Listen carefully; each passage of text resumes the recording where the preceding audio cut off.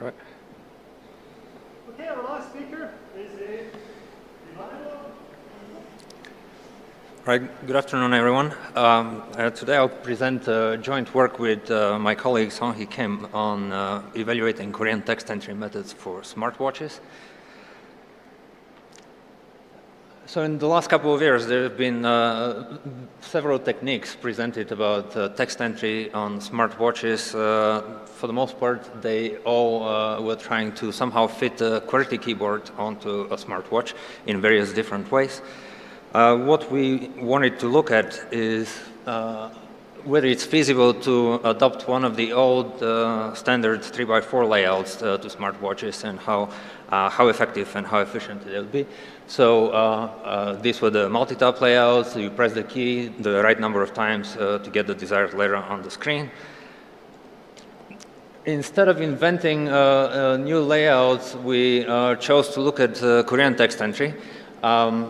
Koreans have long had multiple text entry methods to choose from, and they're quite flexible. They can switch easily from one to another. So these just a couple of examples here. And what we did, we mapped them onto a smartwatch and then conducted a user study to see how effective they would be. Now, despite its appearance, Korean is actually an alphabetic language. It has only 40 letters, give or take. So some of the things that we'll see for Korean, they could translate even to English or other languages. So here is an example of the vowels, the writing system in Korean. It's a very elegant system with horizontal, vertical strokes, and basic shapes that allow you to have a variety of letters.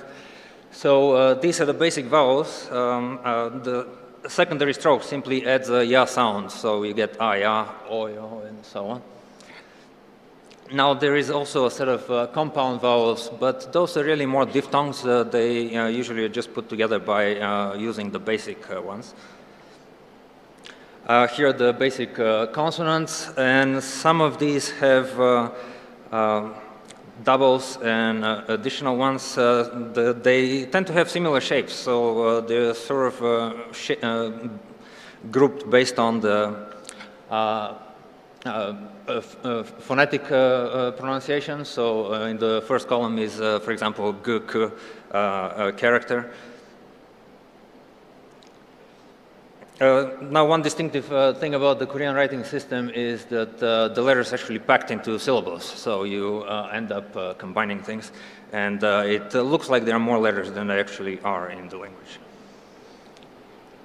So these are the layouts that we considered. I'll quickly go through each of them just to show how they work, show some of the relation to the layouts that we're familiar with. So the SIGCHI layout is probably the most familiar or analogous to English. It's a 3x4 multi-tap layout, and it works essentially the same as in English. By tapping the corresponding key the desired number of times, the letter appears on the screen. So if you tap 1 several times, you get some variation of g, k, and the vowels in the last column. The next one was the Chongjin layout. It's similar in principle to SIGCHI. The only difference is that it uses slightly more complex rules for building the vowels. So the vowels are composed with the keys on the top row. So for consonants, things are similar to SIGCHI. For vowels, you use one of the keys, and the dot is this horizontal stroke. Now, depending on the order, you get either o, u, or o. One thing that's interesting about this method is that it actually doesn't use all the keys. When we were proposing it, we had to decide whether to try to distribute letters onto these keys, and we eventually decided to keep it as it is. So just to see what the performance would be.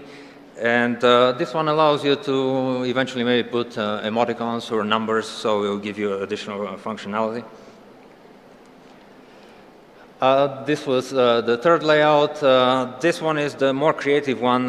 Here, instead of using the multi-tap standard approach, the letters are actually built up of components from some fundamental, the fundamental letters that are shown up on the screen.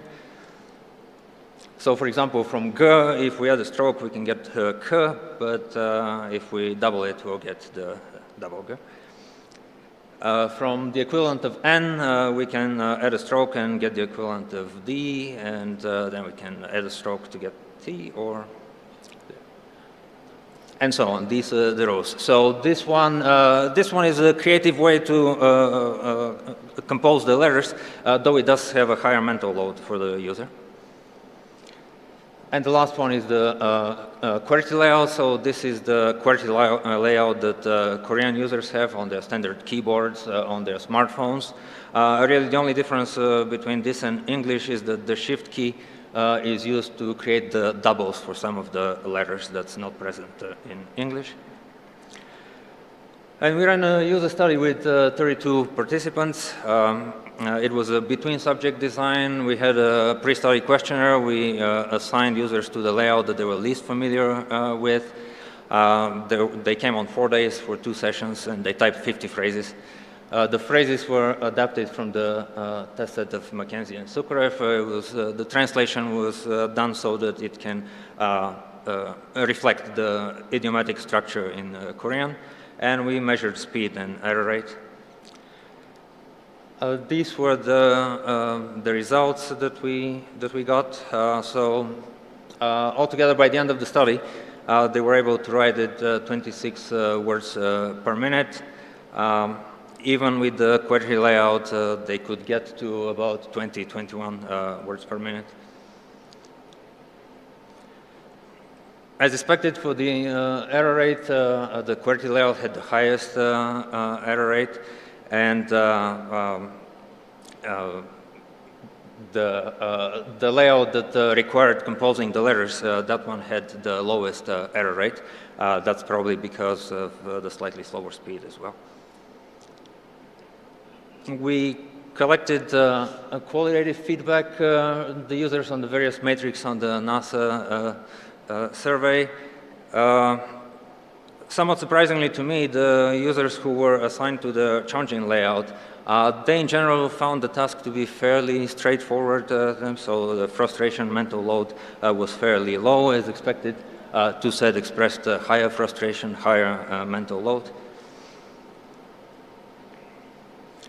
Interestingly, again, for the perceived amount of effort that they had to put in, even the SKY participants had a fairly high expectation. I would have expected a little bit lower number here. We also looked at the touch distribution. So here we see the something that's been confirmed before, even for smartphones. The users had a tendency to touch in the lower right corner if they were right-handed, or in the lower left if they were left-handed. And in conclusion, I'll summarize that 3x4 layouts appear to be a viable option for text entry. The QWERTY-like layout performed reasonably well, despite what we've actually seen for the English QWERTY layout. I'm not sure what the difference is. I suspect maybe non-native speakers being used. Chongqing performed quite well, despite using fewer keys. And we have a lot of data in future work. I'm hoping to maybe take a look at some language-based error analysis. So if there's somebody who's interested in collaborating, I'll be interested to talk to you.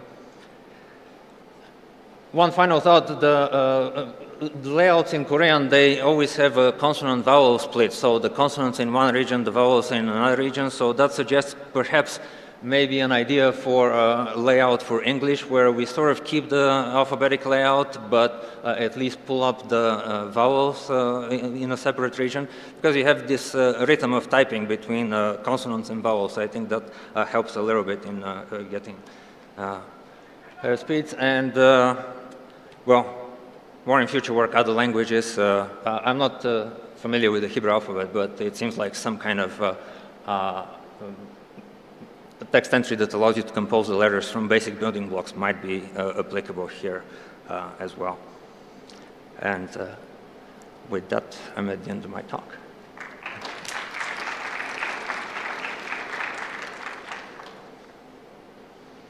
One quick question. Were your participants Koreans? Or, Yes, they were Koreans, yes. were they perhaps already familiar with some of this typing? And then if they were, how did you correct for that? Like, for example, I use, I think, the SIGCHI, but every time I switch to the other ones, I'm confused. So I wonder how it was for your participants. Yes, so yes, they were native Koreans, they were college students, so about 22 years of age on average.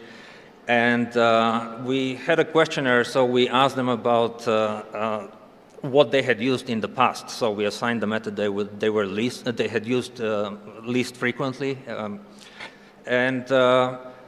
Yes, now everybody was familiar with the toolset, the QWERTY-like layout, so they all had used that on their smartphone at least. Nobody had used a smartwatch, so they were not familiar with typing on a smartwatch. Yeah, they didn't report anything. I'm sure they were confused with the method they were using, but I think after one session with 50 phrases, you quickly kind of get in the zone. So,